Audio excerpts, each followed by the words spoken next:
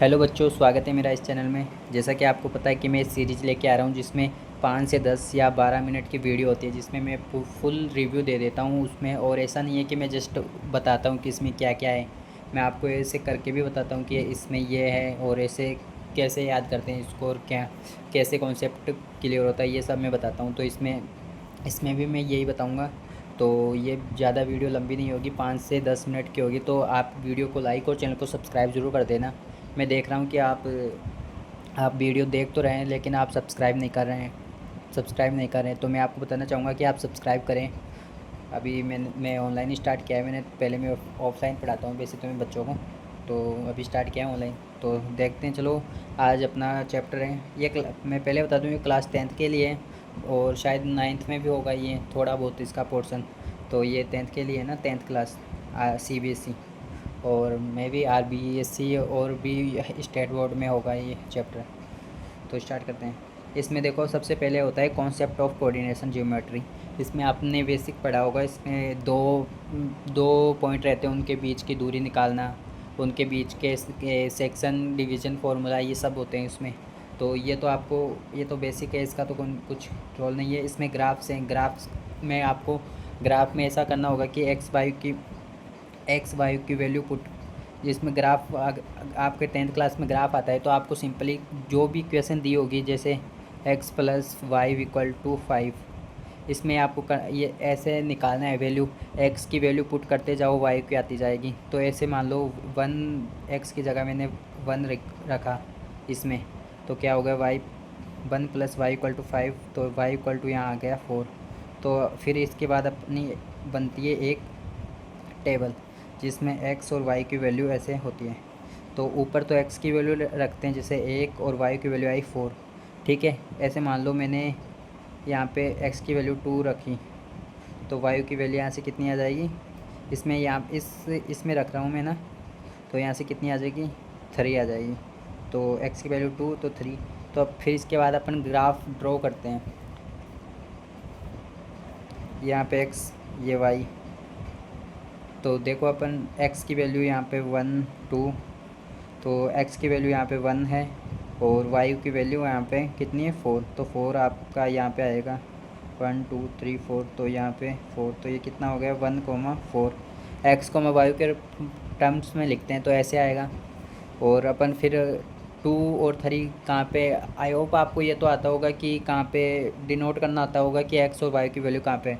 तो 2 और 3 की वैल्यू, जैसे x की वैल्यू 2 है तो 2 यहाँ पे होगा, है ना, और y की वैल्यू 3 है तो ये यहाँ पे होगा 3। तो ये क्या हो गया, 2,3।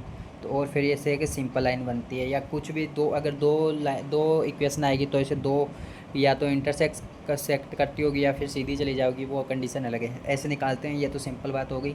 फिर इसके बाद अपन पढ़ते हैं डिस्टेंस फार्मूला। जैसे देखो, डिस्टेंस फार्मूला पढ़ेंगे, ये तो पूरा चैप्टर की तो ऐसे बोल दो बैकबोन तो यही है। इससे सारे फॉर्मूले बनते हैं, इससे लगभग सारे क्वेश्चन इसी से रिलेटेड आते हैं। इसके इधर उधर ही रहते हैं, आसपास ही।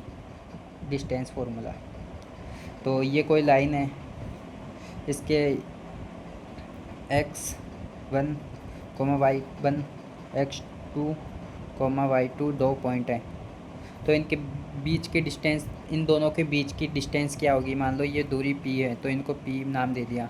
तो ये इनकी दोनों की डिस्टेंस कैसे निकालेंगे, इसकी डिस्टेंस अपन निकालेंगे p equal to under root, देखो ये ऐसे करेंगे, x2 माइनस x1 का whole square plus y2 minus y1 का होल स्क्वायर, ऐसे निकालेंगे। तो ये फॉर्मूला वेरी वेरी इंपॉर्टेंट है। देखो, कई बच्चे ऐसे लिख देते हैं कि x1 माइनस x2 का होल स्क्वायर लिख दें, तो वो भी एकदम सही है, कोई भी इसमें गलत नहीं है, क्योंकि इसका होल स्क्वायर होता है तो कोई ज़्यादा फ़र्क नहीं पड़ेगा, ज़्यादा क्या कुछ फ़र्क नहीं पड़ेगा। तो कोई बच्चे बोलते हैं कि मैंने तो ऐसे लिख दिया X one minus X two का होल स्क्वायर, तो ऐसे लिख दिया, तो वो भी एकदम सही है, कोई भी आपको इसको गलत नहीं करेगा। इसके बाद अपना आता है डिवीजन सेक्शन फार्मूला। ये तो दो बिंदुओं के बीच, ये दो पॉइंट के बीच की डिस्टेंस हो गई। अगर ये तो अपन दोनों के बीच में है, और अगर इसके बीच में कोई पॉइंट हो तो वो कैसे डिवीजन, इनको कैसे निकालेंगे। तो जैसे अपन मान रहे हैं कोई पॉइंट है x1 y1, ये पॉइंट P है x y, और ये पॉइंट है x2 y2, और इसको m n में डिवाइड कर दिया दोनों को। तो इनके बीच की डिस्टेंस कैसे करेंगे? तो सबसे पहले देखो, x का कंपोनेंट निकालने के लिए अपन को हमेशा ध्यान रखना है x इक्वल टू रखेंगे अपन। देखो जो m है ना, वो तो दूर से मल्टीप्लाई करेंगे, ऐसे नहीं कि इसको मैं अब फॉर्मूले की वो बता रहा हूँ कैसे याद करना है। जो पास वाला m के दूर का है ना, तो उसको मल्टीप्लाई करेंगे इसके साथ,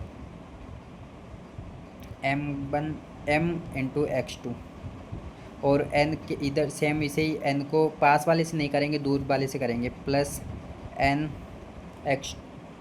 x1 अपॉन इन दोनों का सम नीचे ये लिख देंगे। और ऐसे वायु के फॉर्म में भी ऐसे लिख देंगे m, ये यानी कि दूर, मान लो कोई दूर के रिश्तेदार अच्छे लगते हैं ना, तो इसको कोई दूर का रिश्तेदार अच्छा लग रहा है तो ये इसके पास जाएगा my2, प्लस सेम n को भी इसका साथ जाएगा, ये इसको भी दूर का रिश्तेदार अच्छा लग रहा है ny1 और m+n। ठीक है, ये फॉर्मूले के काफ़ी इंपॉर्टेंट फॉर्मूले हैं दोनों। और इसके बाद एक सेंट्रॉइड का भी आता है, ना, तो एक सेंट्रॉइड का भी आता है, वो भी आपको बता देता हूँ। मेरे अकॉर्डिंग तो शायद है वो या हट गया, लेकिन चलो मैं बता ही देता हूँ। तो ये जैसे कोई ट्रायंगल के सेंट्रॉइड का आता है, वो बच्चे बहुत ऐसे हो जाते हैं कि यार क्या है इसने अजीब सा formula, x1 y1 z1, x2 y2 z3, नहीं सॉरी y2, ये सारे 2 है ना, ये x3 y3 z3। और इसका सेंट्रॉइड करना है तो ये सबसे पहले ये इसके पास ये इससे तो ये तीनों जहाँ पे मिलेगा वो होता है सेंट्रॉइड। तीनों की जो लाइन बीच में मिलेगी उसको बोलते हैं सेंट्रॉइड। तो सेंट्रॉइड कैसे निकालेंगे? देखो x के फॉर्म में ये निकलेगा, अब x1 plus x2 plus x3 upon 3, same y के फॉर्म में y1 plus y2 plus y3, और सेम x z के फॉर्म में भी ऐसे ही बनेगा। तो ये सिंपल ही है। अगर आपका सेंट्रॉइड का आता है, मुझे अभी शायद नई बुक है उसमें पता नहीं है या नहीं, वो पहले वाले में तो था सेंट्रॉइड निकालने का, बच्चे कंफ्यूज हो रहे हैं कि नहीं है। हाँ, एक फार्मूला मैं बताना भूल गया, इसमें एक मिड फार्मूला भी आता है, तो वो कैसे निकालते हैं? मिड फार्मूला के लिए जैसे ये कोई दो बिंदु है a, v, इसमें x1 y1 और ये x2 y2 दो पॉइंट है, इनके बीच की डिस्टेंस है p। तो ये कैसे फाइंड आउट करेंगे? तो सबसे पहले इसको कुछ नहीं है, ये दोनों को क्या करना है, इन दोनों का सम लेना है, x1 इंटू x2 अपॉन 2, और y सेम y के फॉर्म में भी y1 y2। ये सिंपल है। मैंने इसमें ज़्यादा कुछ नहीं बताया, ज़्यादा कुछ नहीं ऐसे एक्सप्लेन किया, क्योंकि ये 2-3 फार्मूले बेस्ड हैं। इसमें एक तो देखो मैक्सिमम यूज़ तो इस फार्मूले का होएगा, टू डिस्टेंस फार्मूला का। तो इसके अलावा तो और भी हैं जो मैंने बता दिए, बाकी इसके अलावा मुझे नहीं लगता कि कुछ बचा है इसमें। और ये सब कर लो अच्छे से, आपको समझ आ गया होगा, ये भी मैंने अच्छे से बता दिया। और आप वीडियो देखते हो लेकिन आप सब्सक्राइब नहीं करते हो, प्लीज़ आप सब्सक्राइब करो और अपने दोस्तों को भी बताओ कि यहाँ पे पढ़ो। आप अगर एक बार देखो, आपको अगर वीडियो अच्छी लगती है तो आप प्लीज़ सब्सक्राइब ज़रूर करें। Thank you. आती ही रहेगी वीडियो, तो बेल आइकन भी दबा लीजिए। थैंक यू, बाय बाय बच्चों।